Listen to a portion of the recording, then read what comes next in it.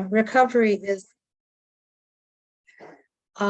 recovery means that something happened that wasn't all that great. And then, yes, you're in another place and have to work through it. This first one is dedicated to all the addicted people in my life that I have known. It's called free fall.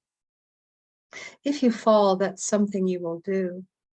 Accident, not accidents. It's something you will do. You won't be caught. You won't be caught.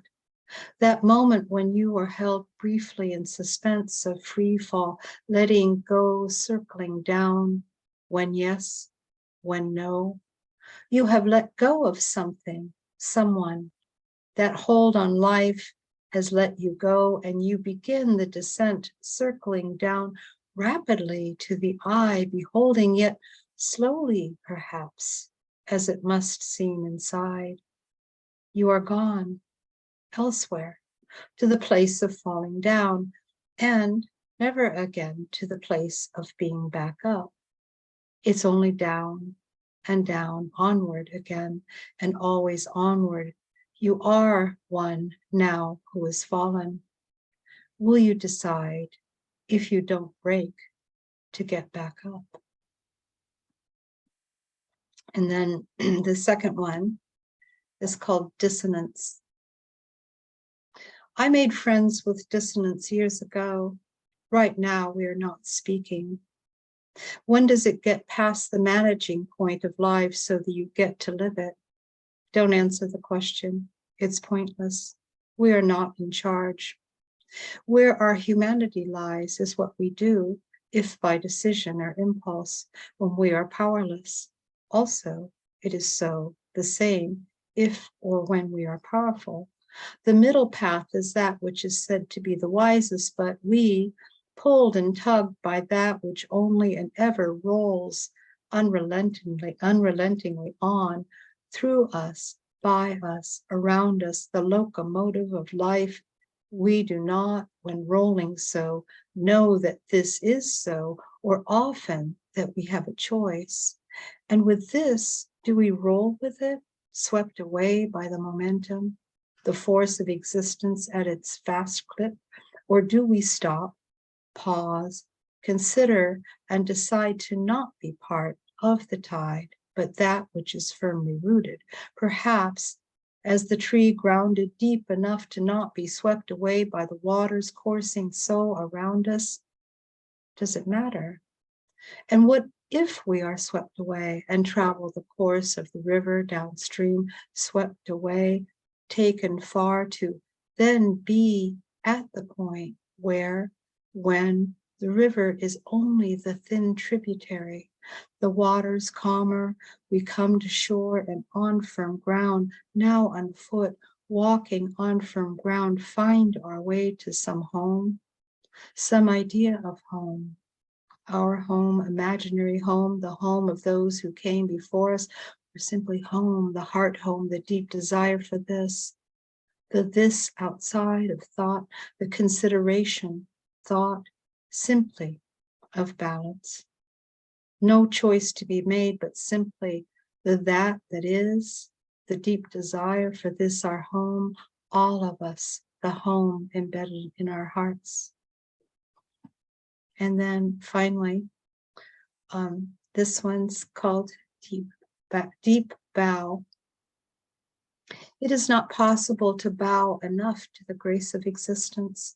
The back bows under the weight, the resignation that yes, with that which we sometimes carry, the weight of our lives, and each burden along the way, it could break.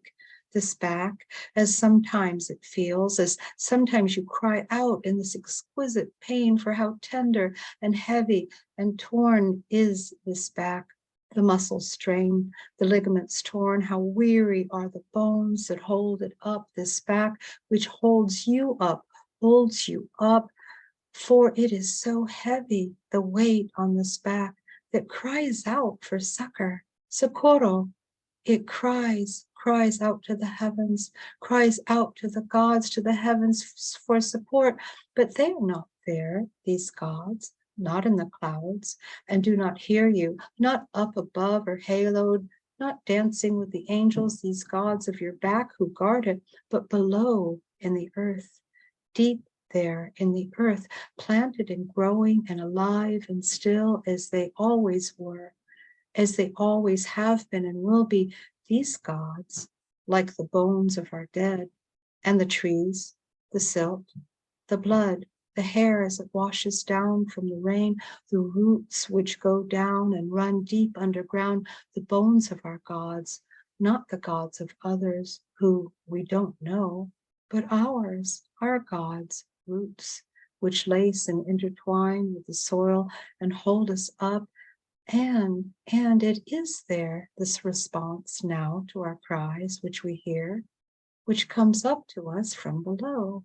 It has been there all the while, waiting for us, a song, a sigh, a mere whisper, light and straight as the willow branch, and as lithe, moving and bending with each breath of breeze, the wind strong at our backs or calm as a whisper, unfurled as branches to the sky, and light now, and with no pain we straighten, and we know this.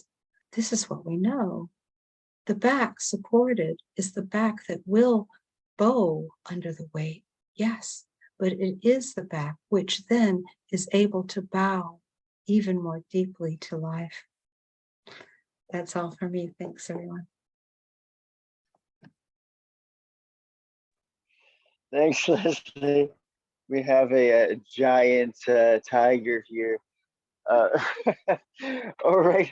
Well, I was very stunned by there's she's so funny.